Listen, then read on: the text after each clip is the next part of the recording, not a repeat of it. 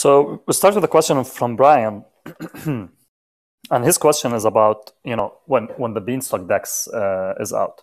And he's thinking about more or less the ability to add maybe one-sided liquidity. So let's say that you already have beans in the silo, and then you have, any asset that's traded against beans. So in today's case, let's say you have some 3-curve tokens. In the future, you might have some ETH, and you would like to be able to deposit that into the silo and combine it basically, or pair it with the beans that you have in the silo to create an LP token. Can you share some thoughts on that? Well, not sure exactly what the question is, to be frank. Maybe I should just read what Brian wrote? Hold on. I'm just going to read it out loud for everyone. Problem I have. Once the Beanstalk DEX is out, say that I have naked bean in the silo, as well as ETH outside of the silo. I am bullish bean and want to pair the bean with my ETH to make bean ETH LP. Currently, I would have to withdraw my bean, re-LP it, and redeposit in order to gain stock. Currently, I would have to withdraw my bean, re-LP it, and redeposit in order to gain stock. There's an opportunity cost associated with this, as I have grown stock from the naked bean deposit. While I am able to convert bean into bean ETH LP when delta B is greater than 0, I'd like to have a way to introduce ETH capital without being restricted on delta B conditions. So his proposed solution is to allow farmers to pair their ETH with the bean to create bean ETH LP without losing stock. In short, this was actually a convert feature that existed as part of the original convert once convert was introduced. And it may even be older than that.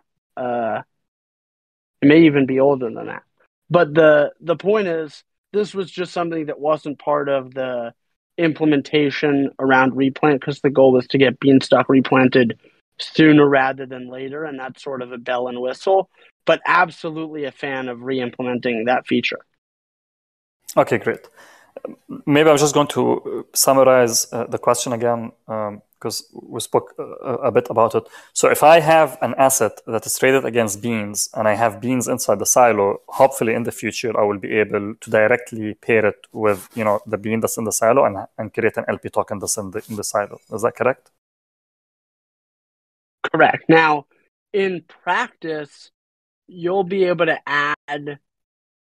I understand what he's saying, because he wants to be able to convert the bean in the silo into LP independent of the price. So this would be a different convert, which was not included in the replant version of Beanstalk, but could be added for sure. Okay, and yes, we have also Publius commenting that makes sense to be re-added in the future, or when the wells are released. All right, the next question is from Nasjack, and he asks on how can we improve the incentives for converting when we're below peg. He observes or sees that some participants may not want to convert just given the amount of stock that you would win, or the amount of stock that you would gain is not enough to the amount of seeds that you will lose in that conversion. And then he, recommends or thinks that a solution could be that when you're converting below peg, you retain your 4 seeds, and then maybe you can go back from there. Any thoughts on that? And we've briefly discussed these points before, I guess. So there's a lot of friction around conversion still. From our perspective, it seems like the largest friction is around trading fees in the curve pool, and that should be removed entirely by the well implementation with 0 fees. So that's one thing that can be done and is being done in order to make converting above and below peg more attractive. Now, one thing that seems to, I forget where we were pointed to it from, but it seems like the website doesn't do the best job of showing the convert between unripe assets, and given that the vast majority of assets in the silo right now are unripe assets, and the convert below peg is from unripe bean 3 curve to unripe bean. There's in short, each unripe bean 3 curve doesn't correlate to one bean 3 curve LP. It correlates to about 0.99 bean 3 curve LP. And so when you're converting the 0.99 bean 3 curve LP to unripe beans, that's why when on the UI you see when you're converting, it seems like you're losing unripe assets. It seems like it's a little bit confusing for some people. Now, Nasdaq's point that you're not gaining a lot of stock for the convert, that's primarily a function of the trading fee in the pool and the fact that you're paying like 4 bips. In addition, I mean, that's pretty costly when we're talking about right now the price is trading at 0.9932. So if you're going to start buying beans back to peg and you're paying 4 basis points, that's eating significantly into your convert arbitrage bonus or whatever you want to call it. So that I think that's the first thing that can be done.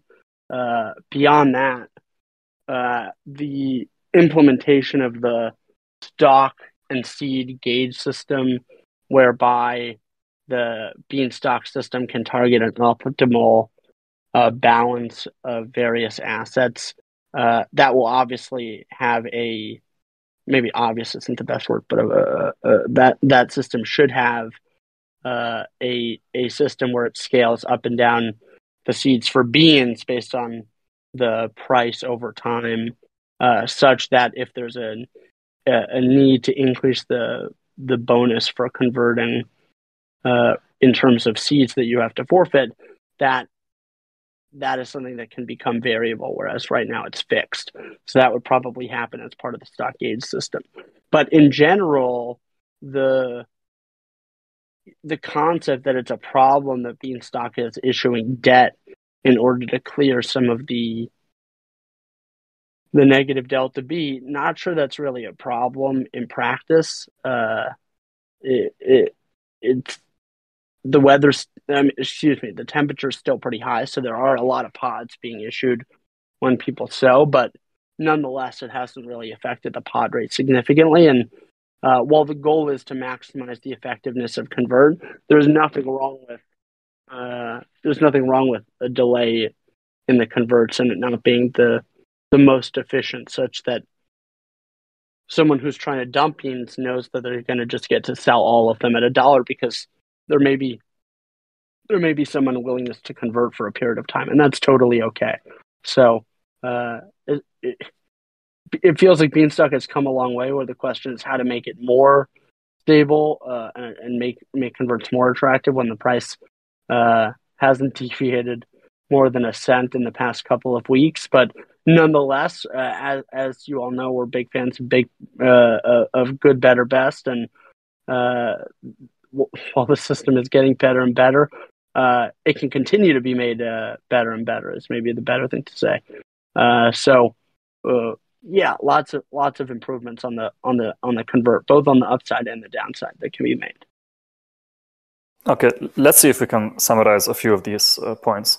So to start off, one unripe LP token does not equal one LP token. Like initially, this might cause some confusion. So when people but one unripe bean is equal to one ripe bean, so or one bean. So when people are converting, or when participants are converting from unripe to ripe, and then they see that the amount of tokens are like reducing, that is not real. That is more of like it is not clear on the UI itself. That's the first point, Publius, correct? Correct. All right. Then the second point is the amount of stock that you are gaining when you do that convert. And right now it may not be a lot because most of the gain is being taken or distributed in LP fees. So hopefully, when we move to our own wells and we have our own AMM, the amount of stock might be more, just given that most or all of the spread is going to go towards the arbitrager or the person who's converting. Then lastly, is the amount of seeds that you're losing in that convert.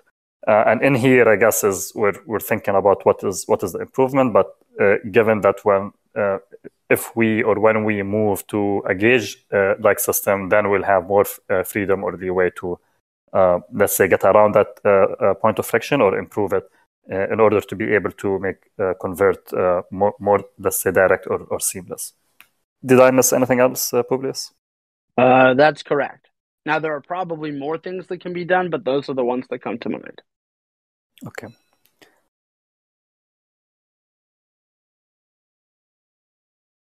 All right, let's see the next question. The next question is one that we might have addressed a few times before, but no harm in addressing again, and that has to do with the length of the podline. I guess the question is always the same, are there any worries about how long the podline is, or how long will it take to clear the podline? Well,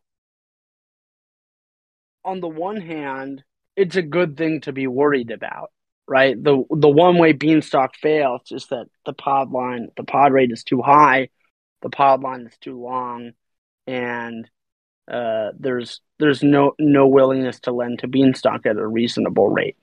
So that should always be a concern. Now, what is the current situation? Well, it seems like the temperature has come down pretty significantly since replant, and over the past day or so, since the slight depeg, there hasn't been a significant willingness to lend to the protocol. There was for a bit, but there hasn't been since, and in particular, not a lot of the willingness to lend to the protocol actually created demand for beans.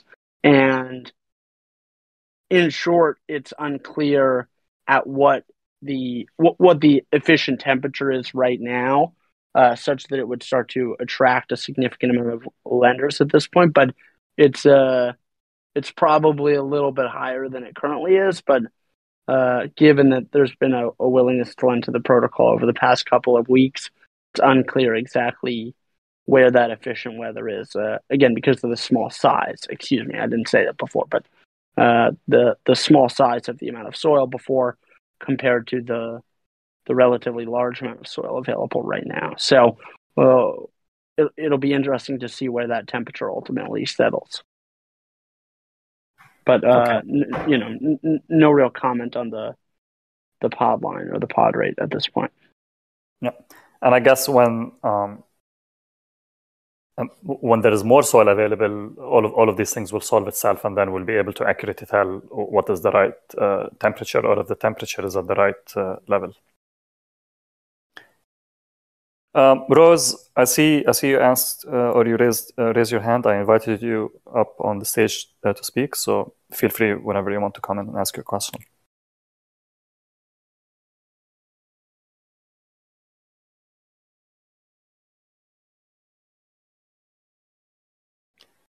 Okay, Rose sent me her question.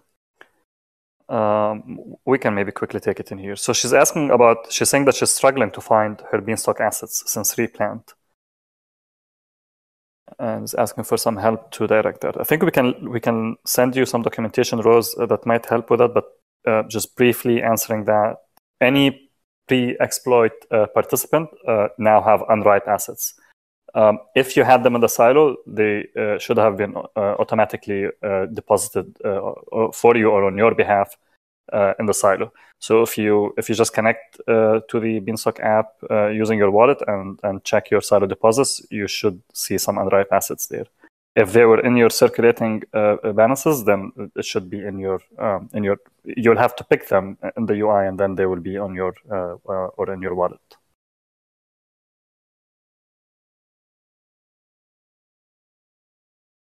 Okay. Can you hear me? I can hear you. Okay.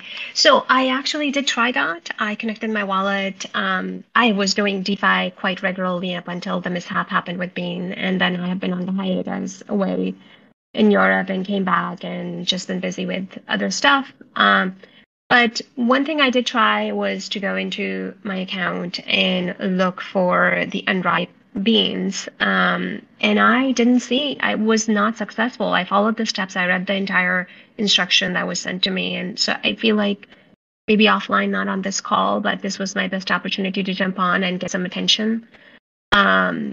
I would really appreciate some one-on-one help. I feel like that I went through the steps and my assets were not, I wasn't able to see them. I wasn't able to pick them, quote unquote. I'm not sure what that means. Sure thing. If you can DM me, and we're happy to give you or look into it one-on-one. Sounds After great. class, Thank you. I'll direct you as well to some farmers who can help you. Sounds great. Thank you. I'll message you. Anytime. Thank you. All right. The next question, Publius asks. Before we move on, just want to shout out that in the town hall chat, Cthulhu introduced the concept of like a delta B bonus during seasons based on the TWAP or the Oracle price. Maybe the delta B depends on how you want to think about it. But where during seasons where the price is particularly high, the delta B is paid to the silo can be distributed more to LP token holders, for example, in order to incentivize conversions from beans to LP. And you can have a vice versa type of situation where when the price is too low, more of the delta B is distributed to beans. But obviously when the delta B is too low, there aren't any distributions to beans. So it's interesting to think about how that would work on the downside per se. But yeah, interesting idea. Yeah, I think there are a few ways to tackle this problem, and this is an interesting one. All right, the question was about auto conversion. So there has been some talks, and maybe there were a bit of a discussion on the details of it, but we can just look into the overall or the general idea. And the general idea is auto convert. So the way that it was presented, that there's going to be some sort of a pool, and that pool has auto conversion in it, and then participants can deposit or fund that pool. Irrespective of how is it done, what do you think about auto conversion, Publius? So the short answer is that in the short term, there's nothing that can stop someone from creating a wrapper around deposits and then just converting all of them at any given time. Now, in practice, the better way to do this is really a convert order book, where farmers who have deposits can basically input a price at which they are willing to convert their LP tokens and their beans.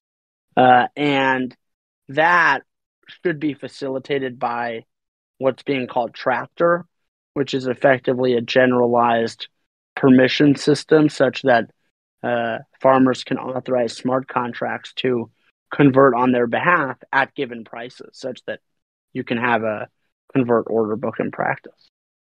That's just probably a couple months away. But in the short term, there's nothing that can stop it from happening, but it's probably not great for the health of Beanstalk in terms of peg maintenance. Do you think it's problematic to have those conversion points public? So there's a difference between not knowing when people, have the appetite to convert, and it's like an order book. There's Yes. nothing wrong with an order book. Okay, so you think there is nothing wrong in knowing? I guess an order book can be updated, which takes effect on it. But what about some sort of a pool where you already know how all of that capital is going to behave, and at one point, that's the difference, right? So if it's like an individualized order book where you have some sort of market curve being created that's fundamentally different than if you have a pool that's just a mass convert. Now, in practice, again, there's nothing that can really prevent that from happening, but the more composable the tech stack on Beanstalk, such that farmers can retain their own assets, the more likely it is that doesn't get significant in terms of silo exposure and affect Beanstalk's peg maintenance. But it's certainly one potential tragedy of the commons issue around Beanstalk, and it's one of the reasons why over time it does make sense to make stock liquid, to make seeds liquid, to build out a full deposit interface such that protocols can interact with Beanstalk. So an example of where this becomes a problem is like the fungible deposited bean, how to handle converts of all the silo assets, how to handle governance around those assets that are now in this wrapper contract. So lots of technical short-term problems to solve around even a basic wrapper such that you have an ERC20 version of a bean-ish. But the hope is over time to have a full interface for deposits such that there's no need to wrap them, and then that solves a lot of the issues. All right, and Royal Silo Chad posted some sort of like an instruction set on how to claim your assets, and he also asked you to reach out to him by DM if you need further help. Sorry, who posted that? You will find it in the town hall chat. Okay. So the channel that's right above us, or where we are right now. Silo chat, right? Yeah. Okay, sounds great. Okay. Thank you. You're welcome. Okay, the next question comes from Canadian Bennett Publius, and he shared an article that's or a blog post by Vitalik, I think, that went out today, and that article discusses a few topics about governance and price oracles as well. And he had some thoughts or questions about it. Not sure, Publius, if you're aware of it and if you got the chance to read it. If not, maybe we can summarize some of these points and briefly discuss them.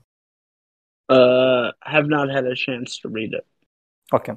I read it quickly as well, so maybe if I summarize these things, I may not do it accurately, but we try to discuss. Honestly, I'd rather not discuss something I haven't read.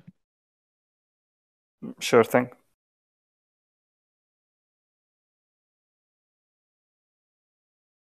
Okay, so Canadian Bennett, maybe we can have that answer or that question answered later. Okay, we're at the end of the town hall chat. We can give it a minute or two if anyone else has other questions. Terboy asks what the deal with Beta is. We had Smokey on our Discord a few hours ago, and I think we had some sort of it was like an introductory call. It was a bit productive. There is a recording to that call. I'm not sure if it's out yet or not, but you can listen to it and catch up there, Terboy. Herr Smith asks, when is BIP 24? Any updates there? So it took a little longer than we had expected, but the final report from Halborn was submitted today. So the hope is to drop a draft of we were speaking to Mr. Manifold about it earlier today. The hope is for them to drop a draft of the BIP today and include the Halborn report and the code and all relevant information around the BIP for discussion, and then that'll hopefully last for a couple days, and then there'll be a formal proposal. So that's the timeline there. And then there's actually two other BIPs that we're aware of that are in the pipeline. One is the Beanstalk Bounty Program, the Immunify Bounty Program BIP. That's almost ready to go as we understand it. And then there's the Q4 budget BIP as well that should also probably a draft of that should be proposed pretty soon as we understand it. So 24, 25, 26, those all hopefully will go out sometime this week. So lots of stuff happening. Yep. And Kenneth Bennett said that the recording from Beta, the Beta call, will be up right after class. Okay, I think we're at the end of the questions here, Publius. As always, thank you for your time. And everyone else, thank you for joining, and we'll see you next week. Thank you, Man.